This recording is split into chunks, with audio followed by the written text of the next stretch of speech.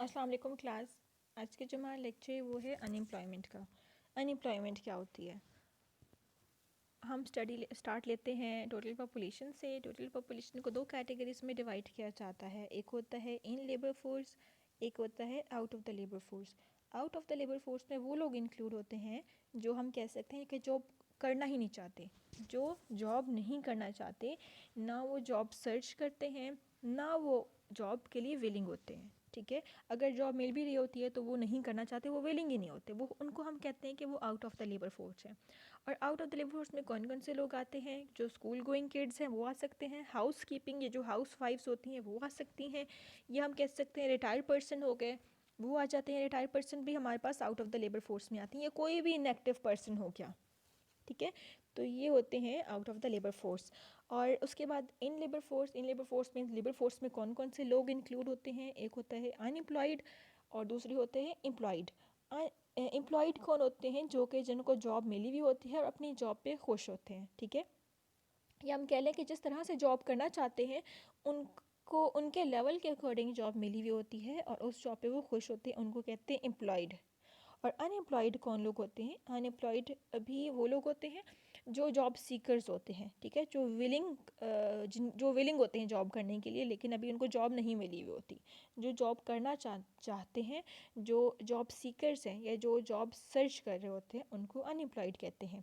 और labour force का formula क्या है? लेबर फोर्स में कौन कौन लोग होते हैं? देखो, लेबर फोर्स को हमने टू कैटेगरीज में डिवाइड किया, एक होते हैं एम्प्लॉयड और एक होते हैं अनएम्प्लॉयड। तो एम्प्लॉयड पीपल प्लस अनएम्प्लॉयड दोनों मिल के लेबर फोर्स में आते हैं। ये उसी को जो मैंने भी सारा एक्सप्लेन कर दिया, सर्कुलर फ्लो को, ये जो ग्राफ था, एक फ्लो चार्ट था, उसको मैंने एक्सप्लेन कर दिया। ये आप यहाँ से स्टडी कर लीजिएगा। अनएम्प्लॉयमेंट वैसे होता क्या है कि वो लोग जो जॉब करती हैं, जो जॉब विलिंग होते हैं, जो जॉब सीकर्स होते हैं। और अनएम्प्लॉयमेंट रेट क्या होता है? ऐसे लोग, ठीक है, जो जॉब हम कह सकते हैं कि उन लोगों की परसेंटेज जो कि अनएम्प्लॉयड होते हैं। It is defined as the percentage of unemployed workers in total labour force. Labour force में कितने परसेंट लोग अनएम्प्लॉयड हैं, उसको हम अनएम्प्लॉयमेंट रेट कहते हैं। फिर से रिपीट कर देती हूँ, हमारी जो लेबर फोर्स है, लेबर फोर्स का हमने देखा उसमें एम्प्लॉयड भी होते हैं और अनएम्प्लॉयड भी होते हैं। तो अनएम्प्लॉयमेंट रेट को किस तरह से फाइंड करते हैं? जितने भी लोग हैं लेबर फोर्स में, अनएम्प्लॉयड लोग हैं, अनएम्प्लॉयड कितने परसेंट लोग हैं, हम उस परसेंट को जो फाइंड करते हैं उसको कहते हैं अनएम्प्लॉयमेंट रेट। ठीक है, उसके बाद नेक्स्ट इसका जो कॉन्सेप्ट है अंडर एम्प्लॉयमेंट। अंडर एम्प्लॉयमेंट क्या होता है?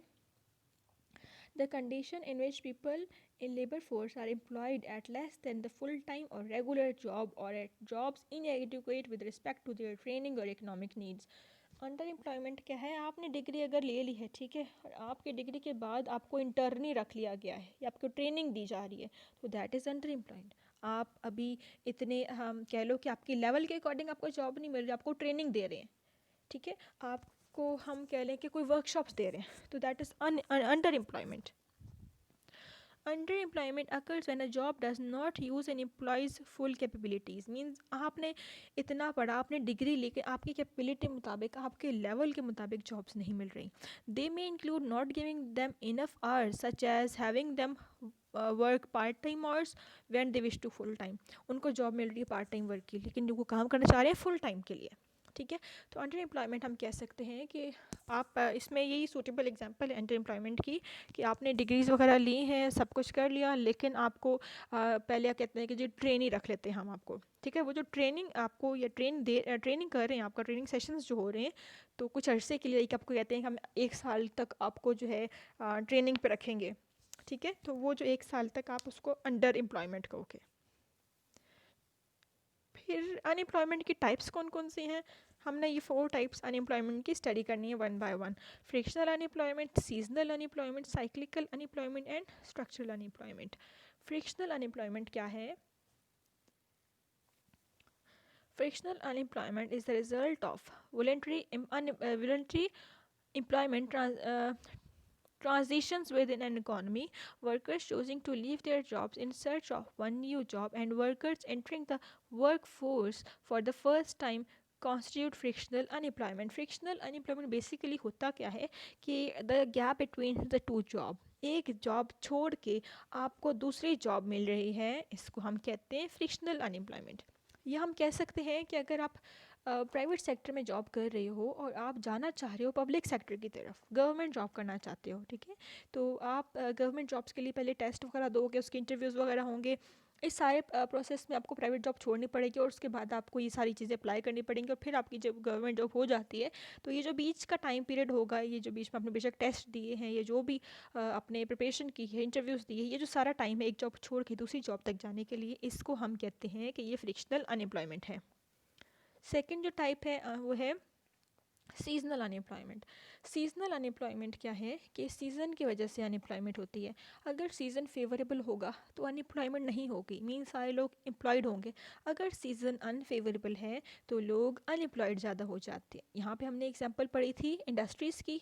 अगर हम बात करते हैं एक इंडस्ट्री है जो कि स्वेटर्स बुनती है, विंटर्स के स्वेटर्स बुनती है, ठीक है, निटिंग करती है।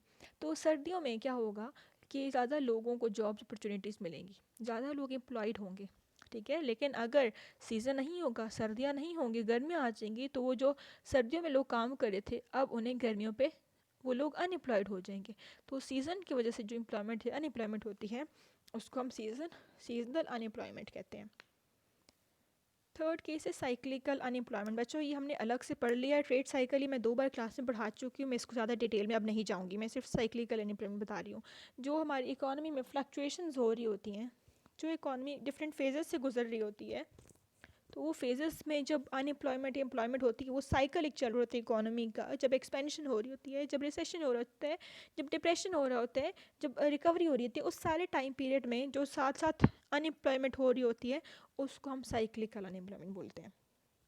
या हम कह लें रिसेशन के टाइम पे जो अनएम्प्लॉयमेंट होती है, या हम कह लें डिप्रेशन के टाइम पे जो अनएम्प्लॉयमेंट होती है, इसको हम साइक्लिकल अनएम्प्लॉयमेंट बोलते हैं।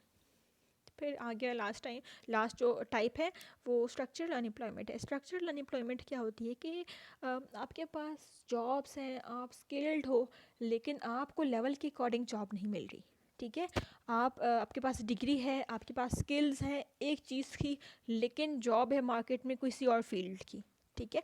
जैसे यहाँ पे एग्जांपल मेंशन है कि अगर एक कार मैन्युफैक्चरिंग कंपनी है और सारे जो लेबर्स हैं उसके वहाँ पे काम कर रहे हैं, किसी भी रीज़न से वो कंपनी बंद हो गई है, वो कंपनी ख़त्म हो गई, अब सारे जो लेबर्स वहाँ पे स्किल्ड हैं, वो तो एक्सपीरियंसड हैं, लेकिन जब वो बाकी मार्केट में आते हैं तो मार्केट में जॉब्स हैं क्लर्क्स की, टीचर्स की, तो वो उनके लेवल की जॉब नहीं है, क्योंकि वो मैकेनिक्स हैं और अब मार्केट में ज़्यादा मैकेनिक्स की जॉब नहीं है।